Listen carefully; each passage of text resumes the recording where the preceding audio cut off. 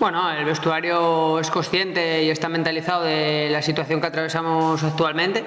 pero bueno, sabemos que tenemos mimbres para darle vuelta a esta situación y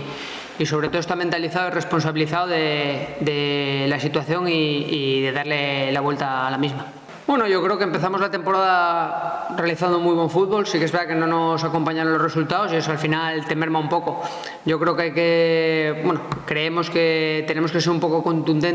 más contundentes en las dos áreas, tanto en el área rival como en nuestra área, para intentar dejar la portería a cero, que es algo que se nos está complicando en estas primeras jornadas y bueno, intentar generar las mismas ocasiones que estamos generando, pero ya te digo, intentando mantener esa portería a cero para por lo menos ir sumando de 3 en 3. No, yo creo que es pronto para hablar de finales. Sí que es verdad que como te estoy diciendo,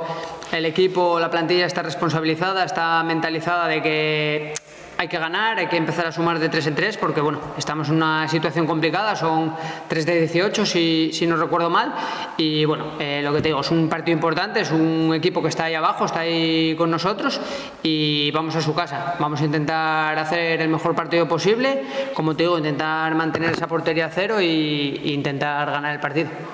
Pues uno de la categoría, como todos los que estamos viviendo. Un partido de tú a tú, un partido complicado, un partido que se va a decidir por pequeños detalles en las áreas y en el que yo creo que el que esté más acertado o menos desacertado es el que se va a llevar el catálogo. Así que bueno, esperemos que seamos nosotros porque realmente creo que el equipo está trabajando bien, el equipo está haciendo todo lo posible para intentar ganar ese primer partido y también creo que en cuanto esa primera victoria llegue, creo